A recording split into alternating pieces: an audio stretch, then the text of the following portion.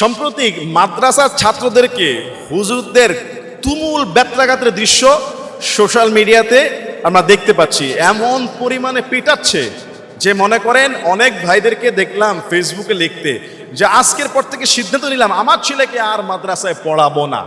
আমি দেখলাম ভাই যে কয়টা মায়ের দৃশ্য আছে এগুলি সব গ্রামে গঞ্জের লোকাল এরিয়ার ছোটোখাটো কিছু মাদ্রাসা, এবং ইদানিং কিছু হেফজখানা মাদ্রাসা আছে যুবক তরুণ যাদের মেজাজ অনেক গরম। একটা সময় মাদ্রাসার শাসন হতো, এটা আমি বলি, কিন্তু আপনি এইটা থেকে সিদ্ধান্ত নিতে পারেন না যে আমার সন্তানকে আমি মাদ্রাসায় পড়াবো না। হুজুররা কেন পিটায়? কিছু মাদ্রাসা আছে যে নিম্নমানের, আপনার প্রত্যেকটা দুনিয়ার ক্ষেত্রেই ভালো মন্দ আছে, কিন্তু একজন ওস্তাদের আন্ডারে যদি 30 জন ছাত্র থাকে তার মাথা এমনি গরম থাকবে। 30 জনের পড়া নেওয়া, 30 জনকে কন্ট্রোল করা। কিন্তু বাংলাদেশে আলহামদুলিল্লাহ এখন অনেক মাদ্রাসা আছে মাত্র 15 থেকে 20 জন ছাত্রের জন্য একজন ওস্তাদ বরাদ্দ, এবং প্রত্যেকটা ক্লাসরুমে সিসি ক্যামেরা আছে।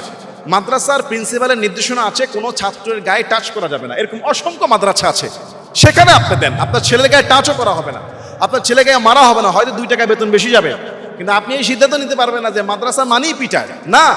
বরং ঢাকা শহর কেন্দ্রিক এখন মাদ্রাসা মানেই হলো মায়ের ছাড়া মাদ্রাসা। আদর দিয়ে গ্রামে গঞ্জে কিছু মক্তব নুরানির এই দৃশ্যগুলো ভাইরাল হওয়ার কারণে মাদ্রাসার প্রতি একটা নেগেটিভিটি ছড়িয়ে পড়েছে যে মাদ্রাসায় পড়ালেই হুজুররা মারে। আসলে কিন্তু সব হুজুররা একরকম না।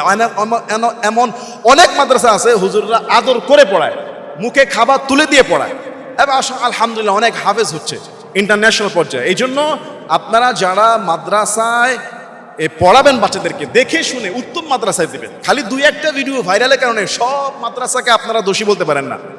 এবং মাদ্রাসার কিছু হলে বেশি এটা প্রচার হয়। সারা বাংলাদেশে লক্ষ লক্ষ মাদ্রাসা আছে, 1-2টা মাদ্রাসার ভিডিও দেখে বাকি আপনি 90,000 মাদ্রাসাকে জাস্টিফাই করবেন না। বরং মাদ্রাসার শিক্ষা হলো সবচেয়ে উত্তম শিক্ষা। রাসূলের হাদিস, খায়রুকুম মান তাআল্লামাল কুরআন ওয়া আল্লামা, তোমাদের মধ্যে সবচেয়ে উত্তম সে যে কোরআন শিখে এবং শিখায়। আমাদের সন্তানগুলোকে আল্লাহ যেন দিনে দায়ী খাদেম বানিয়ে দেয়, আল্লাহুম্মা আমিন। গাজীপুরে মধ্যরাতে একটা হোটেলে অভিযান চালিয়ে পুলিশ 7 জনকে গ্রেফতার করেছে। তার মধ্যে পুরুষ 5 জন, নারী 2 জন। এই 7 জনের মধ্যে সবচেয়ে আলোচিত 2 জনকে দেখা গিয়েছে পাঞ্জাবি টুপি দাড়িওয়ালা।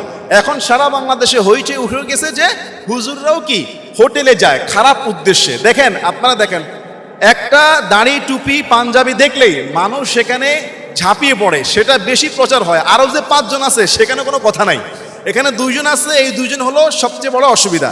আমি মিডিয়াতে দেখলাম, এমন নিউজ দেখলাম যে তারা ভ্রমণ করতে গিয়ে সেখানে রাত্রি যাপন করেছে।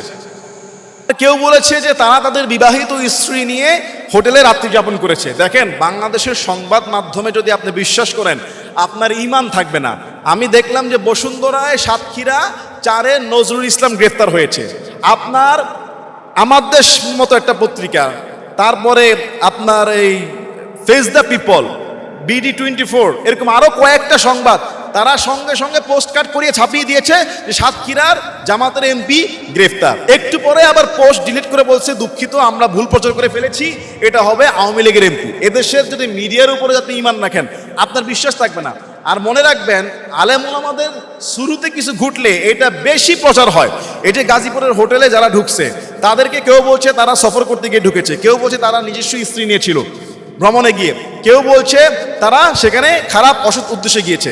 এখন আমি আপনি হুট করে একটা পাইলাম, আর আমাদের দেশের সংবাদ মাধ্যমগুলো একজন যদি একটু প্রচার করে আরো 10 জন ওটাকে কপি পেস্ট করে।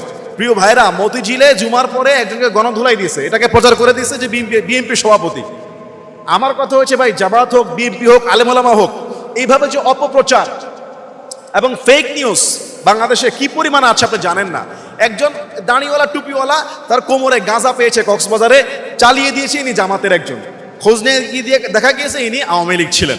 আমার কথা হচ্ছে সে আওয়ামী লীগ হোক বা জামাত হোক, যেই হোক না কেন, আপনারা এই যে আমাদের আজকে বর্তমান যে মিডিয়া, আমাদের যে ফেসবুক, এটার মধ্যে যে কি পরিমাণ গুজব ছড়ায়, শুধু আমাদের দেশের জাতীয় পত্রিকা, জাতীয় টেলিভিশনের গুজব ঠেকানোর জন্য আলাদা আলাদা আরেকটা পেজ দাঁড়িয়ে গেছে ডিসেন্ট নামে, ফ্যাক্ট দ্য চেক, এরকম আলাদা আরো কয়েকটা পেজ দাঁড়িয়ে গেছে শুধু ফেক নিউজকে আইডেন্টিফাই করার জন্য। এত পরিমাণ ফেক নিউজ, এত পরিমাণ ফটো কাট, কপি পেস্ট। এজন্য আমরা যারা মুসলমান, আল্লাহর কোরআনের নির্দেশনা আছে সূরা হুজুরাতে, ইয়া আইয়ুহাল্লাযীনা আমানু ইজতানিবু কাসীরাম মিনায-যন্ন ইন্না বা'দায-যন্নি ইসমুন ওয়া লা তাজাসসাসু ওয়া লা ইয়াগতাব বা'দুকুম বা'দা।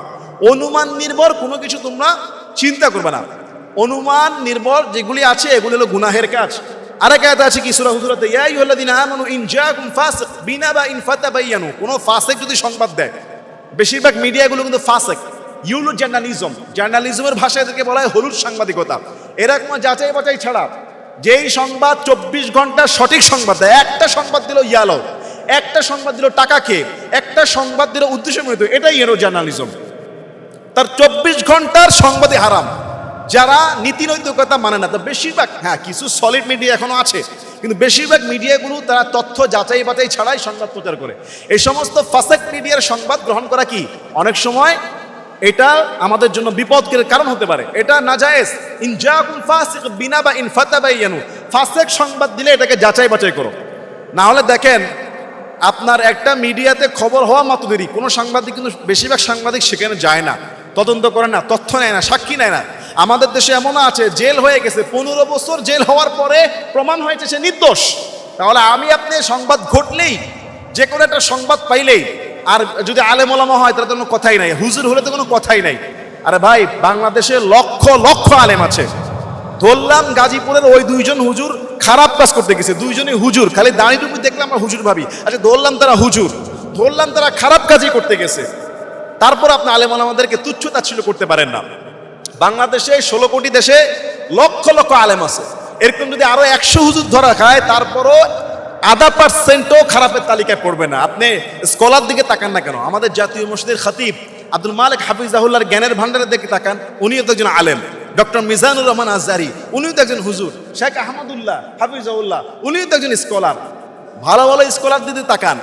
বর্তমান সারা পৃথিবীতে বাংলাদেশে আলেম ওলামারাই সবচেয়ে বেশি উম্মতের খেদমত করছে, সেটা প্রাকৃতিক দুর্যোগ বলেন, মানব সেবা বলেন, এবং দাঈ ইল্লাল্লাহ নাসিহাত বলেন। জুমার মিম্বার থেকে ওয়াজের ময়দানে আলেম ওলামারা সবচেয়ে বেশি মানুষকে সংশোধন করার চেষ্টা করছে। এই জন্য আলেম ওলামাদের লেবাসে যদি কোনো খারাপ কিছু ঘটে, নাস্তিক মুরতাদ বাম আমরা এটাকে বেশি প্রচার করে। আল্লাহ আমাদেরকে বুঝার তৌফিক দান করুক, আল্লাহুম্মা আমিন।